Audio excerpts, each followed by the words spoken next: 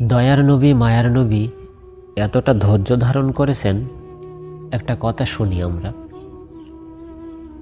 একদিন হজরত জিবরাইল আলাইহিস সালাম রাসূলের দরবারে বসেছিলেন অনেক দুঃখ ভরা মন নিয়ে, অনেক ব্যথা মন নিয়ে আমার রাসূলের দরবারে বসেছিলেন।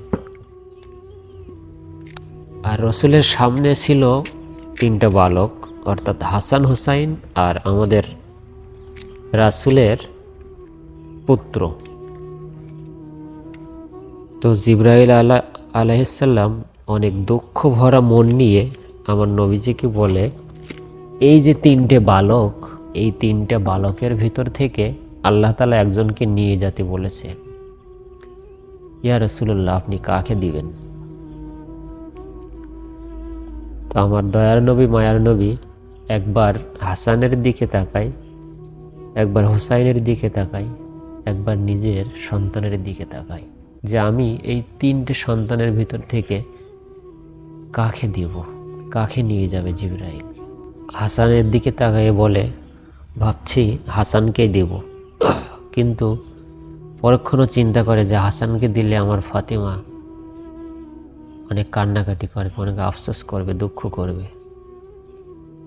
হুসাইনকেও দেওয়া যাবে না।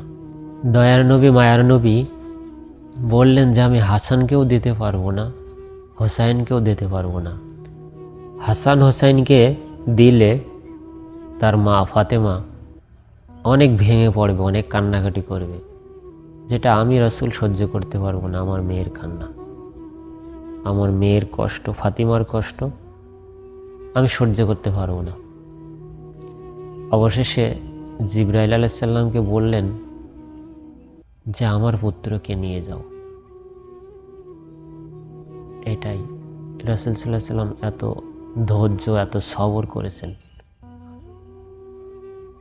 যিনি জন্মের আগে থেকেই পিতাকে হারালেন,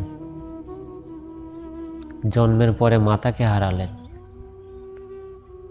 এত কষ্টের ভিতরেও আল্লাহ তাআলা একটা পুত্র সন্তান দিলেন, তাও ছোটবেলায় নিয়ে গেলেন। তিনি কতটা ধৈর্য ধরেছেন, আর আমরা আসলে ধৈর্য ধরতে পারি না। এই পৃথিবীতে কেউ চিরস্থায়ী নয়, সব কিছু ক্ষণস্থায়ী। আমরা এই পৃথিবীতে এসেছি মানে আমাদেরকে যেতেই হবে। আমরা কেউ পৃথিবীতে চিরকাল থাকতে পারবো না। তো এই জন্য আল্লাহ তাআলা আমাদের থেকে যাদেরকে নিয়ে নেবেন আমরা ধৈর্য ধারণ করব, কখনো ভেঙে পড়ব না।